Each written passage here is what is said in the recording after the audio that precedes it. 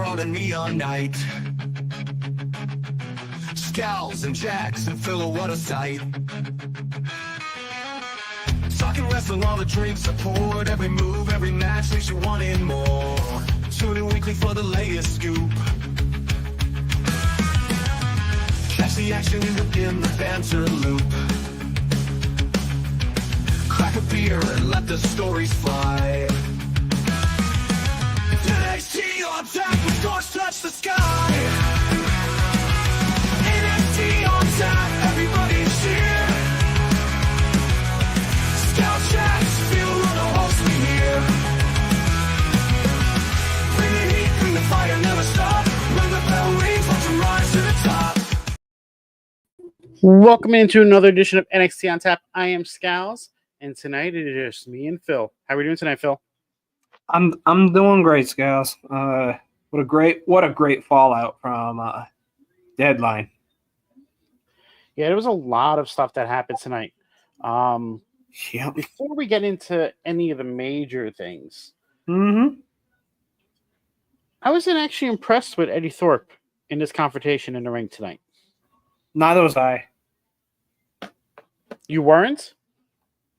I mean, I don't know. Like, I get where he was like coming from, but it didn't come off as strong to me. Like, he did it pretty strong. I just don't know. I'm just not really quite sure. You know. I mean, I liked the way Obafemi just shoved him off. It's like, Yeah, okay, I'm done with you now, and moved on. literally. And then he stood in the ring just standing there waiting until the whole thing was done like that. That's kind of embarrassing. Right. Like, he should have gone out of the ring, maybe went over by the announce table, just stood there, and then hopped in the ring after it was all done. Right. Yeah, totally. But what was your favorite part of the show tonight? My favorite part of the show tonight.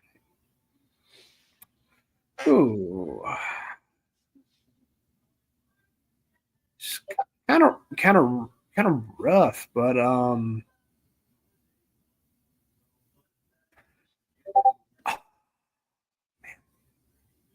I honestly I really liked what went on between honestly I loved the promo game between the Obafemi and Trick Williams. Like that was honestly like amazing to watch. So that was your favorite part outside of Eddie Thorpe being there. Just saying. I guess you could say that. Okay. My favorite part tonight was Shotzi Blackheart returning. Of course. I'm dumb. That was the best part. Oh my Lord.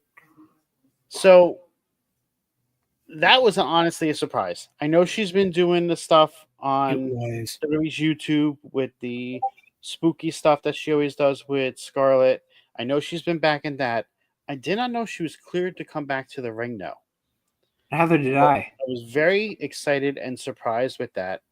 That also means, though, that we're going to get Charlotte soon. Because they both got injured within a week of each other. That's true. I can see that case being made. So I'm curious as to where she's going to show up. We might even get her this Saturday at Saturday night's main event. That could be like the X factor of everything that's happening in the women's division on Saturday night's main event. It could change everything. Because they are trying to make that show a big show. It's only 5 matches. The show is only 2 hours long. It is not a PLE for everybody that is calling it a PLE.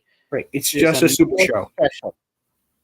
It is one of the 4 yearly network specials they are doing from the deal that was signed for SmackDown with NBC Universal. It's like a quarterly thing. It is a quarterly thing. They are doing them back to back, one in December, one in January, but that means we're not getting another one until after WrestleMania. Right. And the reason that they're probably doing them like that is because there is no PLE until February 1st. Right. Now, let's get back to NXT. Yes, sir. I am very intrigued with this Ethan Page situation. Absolutely. He is talking like he's lost. He doesn't know what to do. He can't win the title from the main roster, the NXT Championship. He can't win the North American Championship. What is he going to do next? How is he going to get back into the title picture? I think he needs someone to right his way. I think we need somebody from TNA to come over and help him out and see what he's lost. Like a certain Josh Alexander. Oh yeah, I think the North needs to come back. And if that comes to fruition from this, what a way to build it. That honestly would be so cool. Like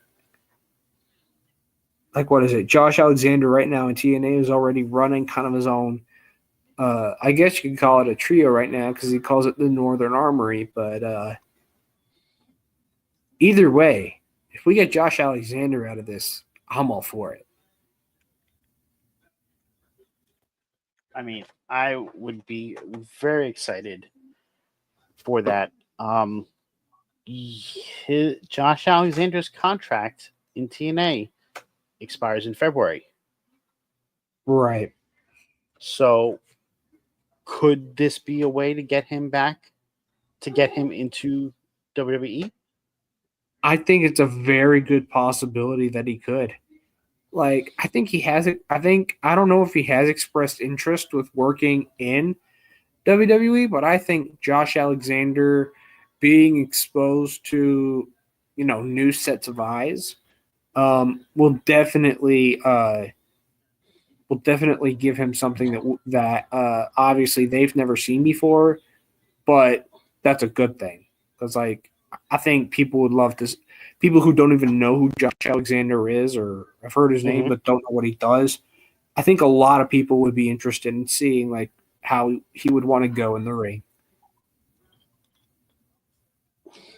So I'm kind of hopeful for that. We haven't really seen a lot of the TNA NXT crossover as much in the past month or so. So I'm not sure if that is still going on.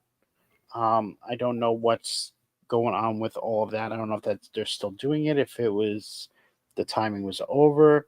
So I'm interested to see where it goes from there. But even getting Josh Alexander just to be in the Rumble right before his contract expires would be something that would help out. Wow. Oh, yeah. Especially since it's on February 1st, this upcoming year. So there's a lot of possibilities that can go with this. Does this cause Ethan Page to go to the main roster? Does he find his way there? Does he go with Karrion Kross, who's already tried to reach out to him on Twitter? Like, there's lots of possibilities that can come from what Ethan Page is doing right now. Absolutely 100%. I feel like you could have so many really good matches with Ethan Page and whoever you put him in a match against. I think a lot of people have said Ethan Page and CM Punk or CM Punk and Miz just for the clash of egos. Well, that's essentially what he was saying tonight. I know I say I have an ego, but there's none right now. How can I have an ego when I'm like this? He's losing all his confidence. He needs somebody to help him find his way. Right. So it's quite interesting what's developing there with him. I'm all for it. Same here. Let's talk with how they started off the show.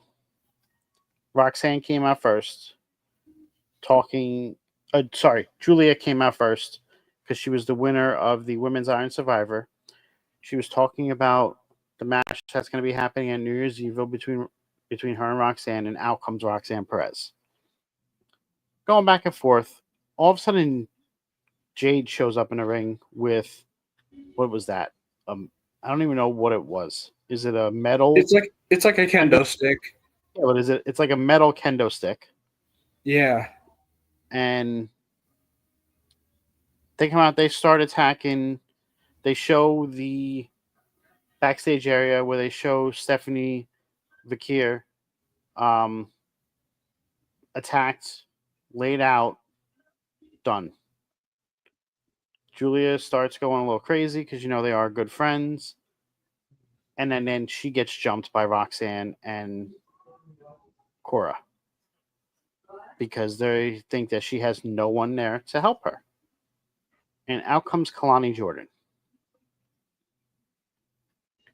I'm intrigued by this because Kalani has gotten a lot better, and she keeps learning and she keeps improving.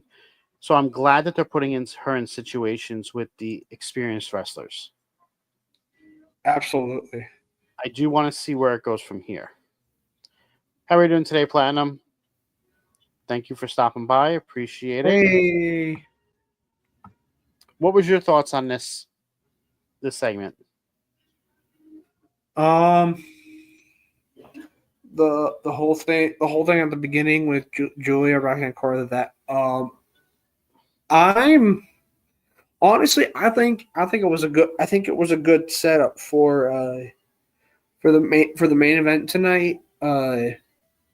It only just cements. I mean, obviously, looking at what happened in the end, it only cements further that Julia is definitely back for round 2, and this time, it's no more niceness with the beautiful madness. So I missed the ending. I know Stephanie Vakir's music hit. Did she come out? Yeah, she came out and put she basically came out, put fist to face. Okay. Because Cora and Cora and Roxanne won the match, right? Yes. Julia and Kalani beat Cora and Roxanne. Oh, Julia and Kalani won? Yes, from what I understand. Yep. So I know Julia has a match at No Use Evil. So are we going to see Stephanie versus Cora there? I'm all for it. Be a good match. I'm all for it.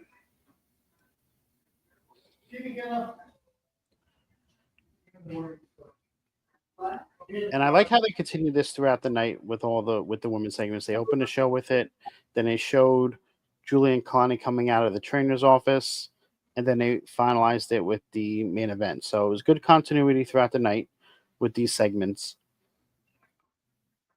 What are you thinking of Gigi Dolan and Tatum Paxley?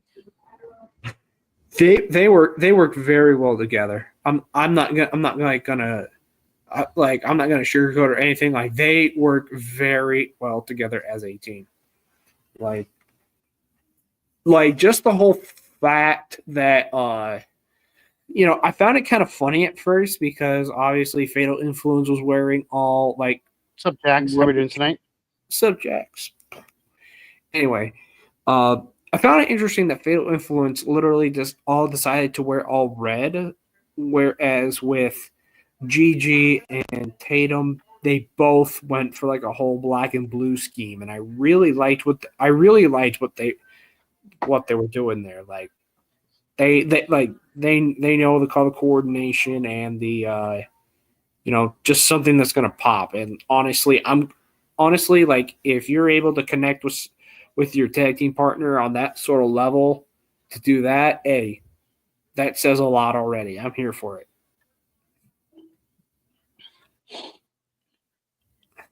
I was not expecting them to lose, but it made sense because it was 3-on-2. It helps set up Shotzi's return, and Shotzi fits in perfectly with those two. It does. She does. They need to come up with a creative as hell name for those three girls, though. And it doesn't need to be a short-term thing. This needs to be a faction that puts those three together, and we get like some crazy off-the-wall name that just fits them. If anybody's here in the chat, what do you think they should name the trio of Gigi, Tatum, and Shotzi? Yeah. Honestly, I'd love to hear what your guys' opinions would be. Like, this is amazing. And Shotzi to come right back and to do a suicide dive through the ropes. I cringed because I was like, she just came back. She doesn't need to hurt her knee again. But I guess that's the best way for her to get over the hump and to have the confidence that she's actually back, is to do that.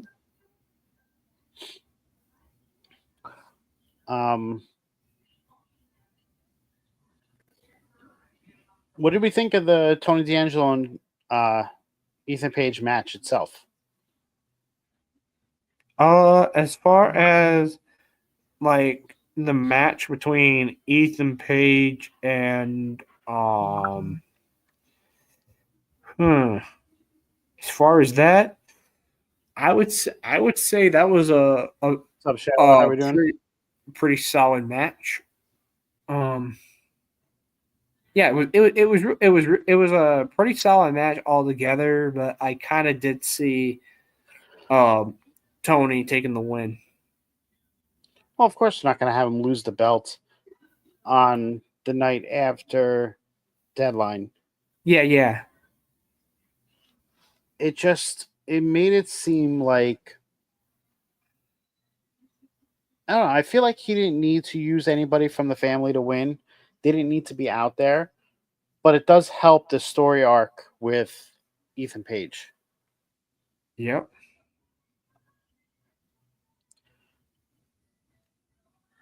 What do we think of Fraxium?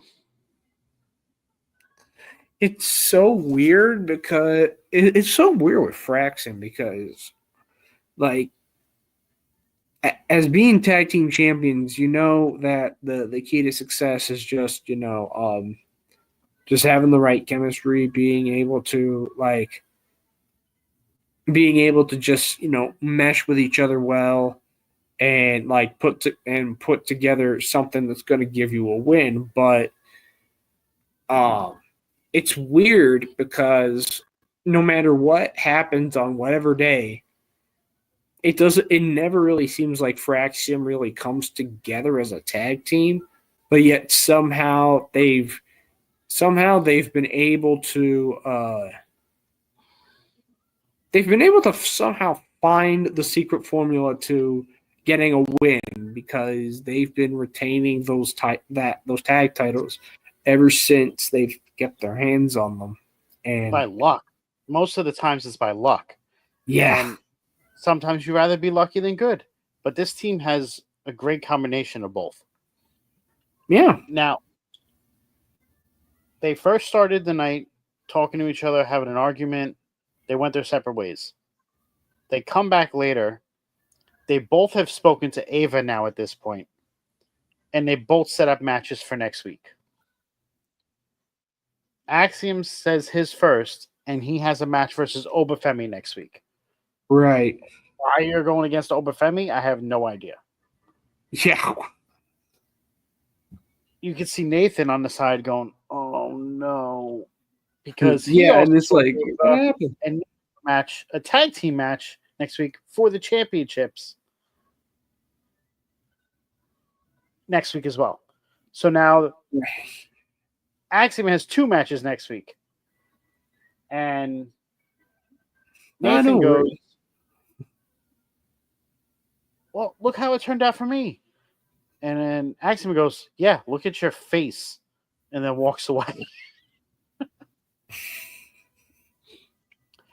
So on Twitter, because the guys from NXT are just so great on Twitter, about 10 minutes after that segment, Nathan Frazier tags Ava and says, "Do you actively dislike us or something?" Axiom then responds, "Why didn't she tell us?" And now this is the line of the night. She was legit probably the one that sent out the Timu bloodline to attack us against the Prophets. Wow.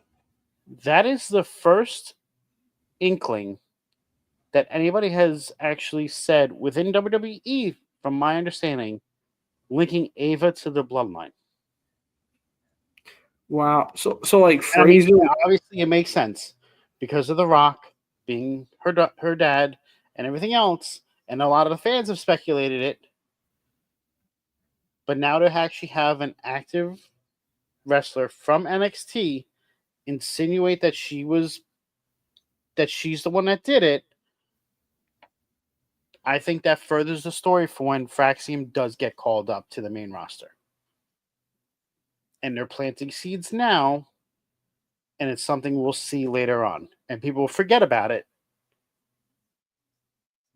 But I responded to it on Twitter under the off the top thing, and I said, "You might not be far off with this," and that was it. Right. So then it was, you said it was Nathan who said that Ava She sent was the one somebody that from set out the team Bloodline. of Bloodline. Yep. Okay. Because I'm honestly like trying to find that right now. I'll send it to you in the private chat that's here I for sure. because I have it pulled up right now. So that's how Oh, I okay. know. So not that far off with this, and I'm very curious to see where that goes from there. I'm waiting to see what she responds back with, and I'm curious as to how they're going to continue to build this from there. Shoot, let me see. What else do we have happen tonight? I am excited for Trick vs. Oba from New Year's Evil. Yeah. I think that's gonna be a PLE type show on a Tuesday. Because you have Roxanne versus Julia, and you have Oba versus Trick, and you know there's gonna be more matches added to that card. Of course.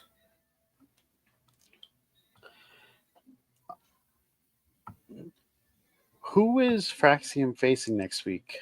I was trying to remember. I don't remember who they said. Who are actually facing next week for the tag titles? Gallus. That's what they said, Gallus? Yeah, they said Gallus. Oh, man. So hopefully that tag match is first so they can retain, and then Axiom can get his ass kicked by Obafemi. Because if it's the other way around, we might be seeing new tag team champs at Gallus. Even though I don't think they will give it to them, I think they'll find a way for Fraxium to keep it because that's the storyline right now. But you never know. They might surprise me. Right.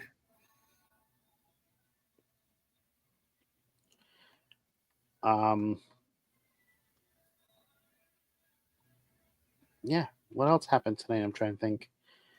You had Hank and Tank versus Oh yeah, Hang on Tank versus Tyreek and Tyreek. It was a good match. Hank and Tank won. Tyson and Tyreek. There we go. They shook hands after the match was over. Tyson shook the hands, but Tyreek shrugged it off. So I don't know where they're going to go with that. That team is just formed. Like they're fairly new. I don't know why they would try and do any inklings of a separation from them so far. Unless they feel they're better as singles wrestlers. And I know the men's division needs more talent in it. Because right now there's a lot of mid-card talent on the NXT roster for the men's division, but not main card talent. Absolutely. What else do we have?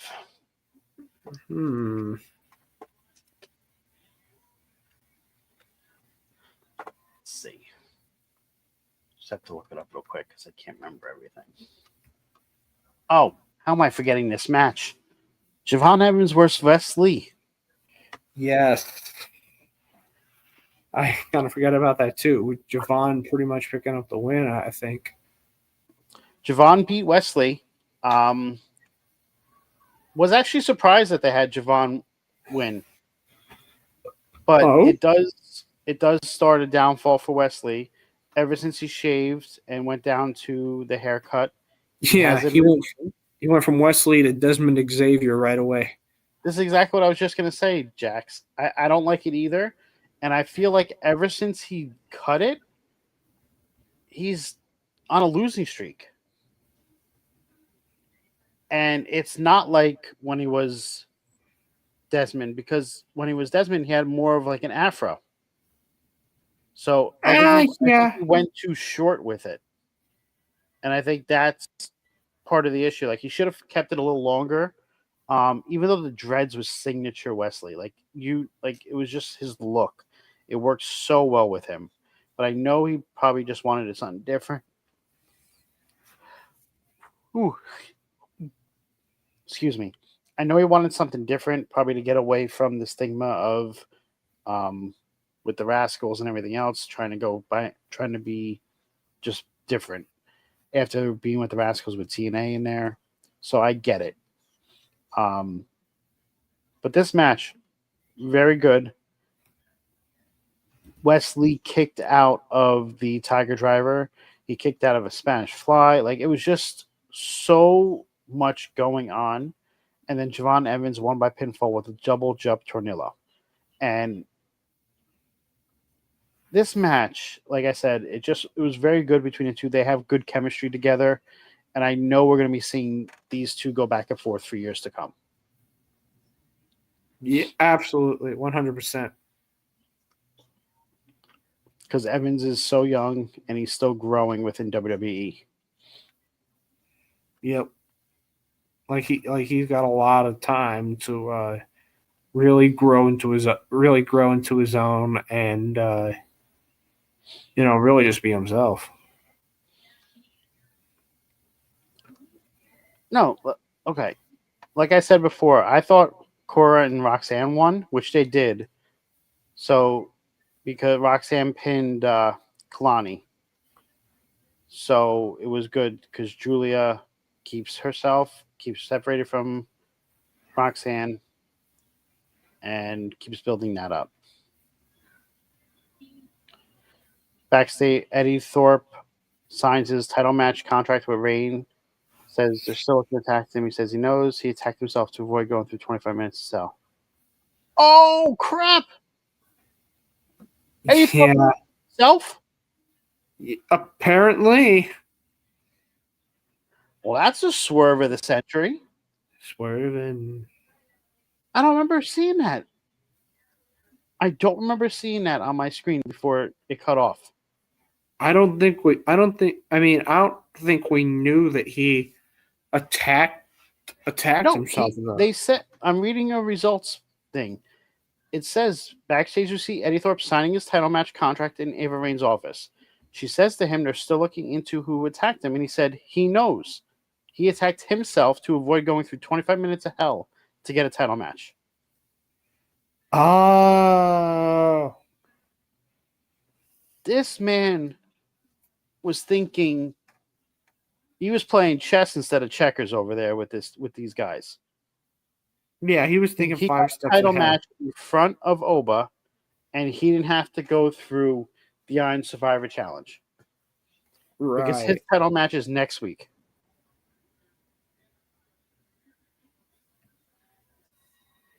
Wow. That's crazy. I gotta give it to him. I have to give it to him. That was kind of ingenious by Eddie Thorpe. Yeah. I don't know if I don't remember anybody where they've attacked themselves to get out of a match. Right. Like you say you attacked yourself. It's like, wait, what did you say?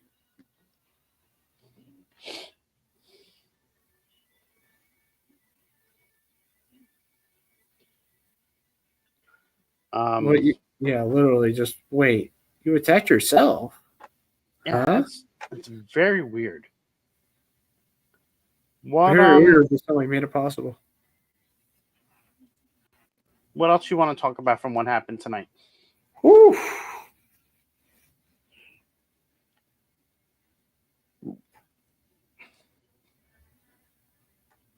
I don't know. Like I'm thinking about ever. Oh yeah. There was also that cool little announcement they made that Zarya and Sol Ruka are now teaming up against the Metaphor Girls. So I'm here for that. Yeah, that's pretty interesting. I'm excited. I'm here to see that. I want to Yeah. see the Metaphor Girls go up to the main roster, though. I think they're ready to be a prominent fixture in that tag division. Yeah. But I would not be upset with them continuing to do it on NXT so the belts go everywhere like they're supposed to. Yeah, exactly. Real quick before we leave, though, and sign off for the night, what was your favorite moment from Deadline? My favorite moment from Deadline.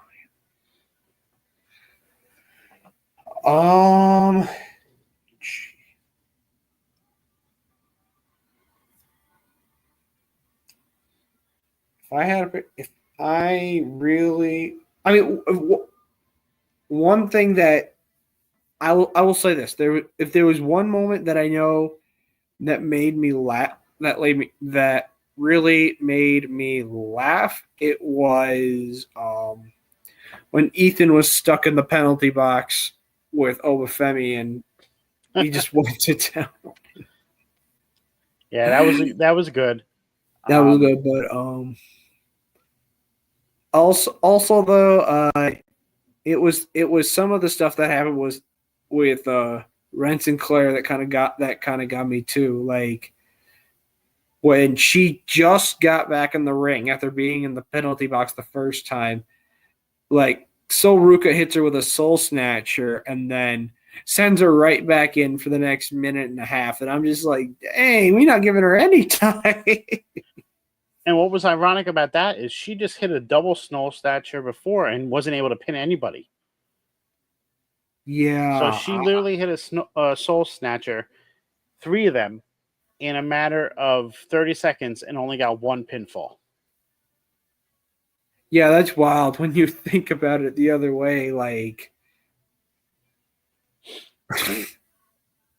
my favorite part was, though, when Ren Sinclair came back into the match afterwards, near the end, and she almost stole the victory and got everybody. yes.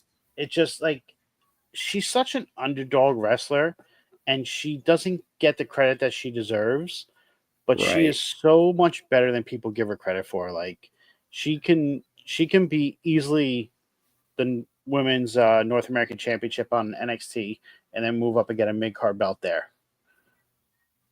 Right. And then I don't know, but this was something that's been like weighing on my mind about Deadline for like a whole minute now, but it's just I remember after watching Deadline and then just popping into one of my usual group chats just to talk with some people about it all and stuff like that. And when I come in, that's like they're like, "Oh, did you watch Deadline?" I'm like, "Yeah, I did." Like what's up? And they're all like, "Oh my gosh!" Like I can't believe that they let this guy Obafemi. They put him in this match, and he didn't even have to qualify. When you have other people who tried to qualify, busting their ass, doing everything, whereas he just gets a free pass for like what? And I'm just like, like there's more to the story than like like that. This is just me. Like I totally I get where they're coming from to where they say he didn't have to like do something to get it and that he was just handed it. But at the same time, it's like, well, who else are you going to put in there that's really gonna like, shake things up for them? Honestly, Obafemi was the correct decision. Now, when they said that, like, there's been a lot of no news on Obafemi. Yeah. Up until the day before deadline. And they said, oh, there's no update on him. He went back home. He's just taking some time off. They do expect him back soon, but he hasn't been backstage or not. I immediately said he's coming back. Like, I just had that feeling once they broke that news that there was no news on him, that he was going to be the person showing up. And I said it earlier in the day, and I was right. And once you knew he was in the match, he was winning. Now, this is the natural progression for him because he just came off of losing the North American Championship. You use the mid-card championship to get into the main championship's title picture. Like, that is the natural progression. That's what you're supposed to do. Yep. Same thing, Gunther. Gunther went from the IC belt to the World Heavyweight Champion. Like, it just makes sense. So for people saying that it doesn't make sense to have him in it, they don't know what they're talking about. Right. Who cares that he was gone for a month and a half? Like, who cares? He's still that beast of a person that should be running this division. And he's going to be the way to get the belt off of Trick and move Trick on up to the main roster. I don't agree with Trick winning on Saturday. I thought Ridge Holland should have won, even though that was the worst match of the night. I still think Rich should have won because it would have helped set up multiple storylines between Ridge and Chase to try and fight back for that. And then you could have had Ridge versus Oba. And I think that would have been a good match. Oh, definitely. But I'm done for the evening. I don't know if there's anything else you want to talk about. But if not, let everybody know where they can find you. All right. So I agree, Jax. He's only lost like twice in his entire existence for NXT. Twice or three, and like one of them was, I don't even think one of them was a real loss. It was like a DQ loss or something. Yeah, it was like a DQ. He is overly protected, and it's great because he is such a talent that when he gets to that main roster, he's getting a rocket attached to him and shot right to the main roster, right to the main titles. Right, exactly. So, I guess just to close things off, as y'all know, if you love seeing this beautiful baby face gracing your screen, check me out on Facebook, Twitter, IG, TikTok, Twitch, 100%. YouTube, all that good stuff. Under the name you see down in the left-hand corner, which is Phil the Future himself. As for me, you can always check me out right here, right after NXT for NXT on Tap. I'm Sals. You can find me here every Tuesday night exclusively on YouTube for NXT on Tap, as well on Friday nights over on Twitch and sometimes Twitter for Friday Night Review with Cam G and Jamie Rose. You can also catch me over on TikTok playing some Fortnite, just hanging out, having some fun. Make sure everybody likes, subscribes, do all that fun stuff with the video. We hope to catch y'all soon. Have a great evening.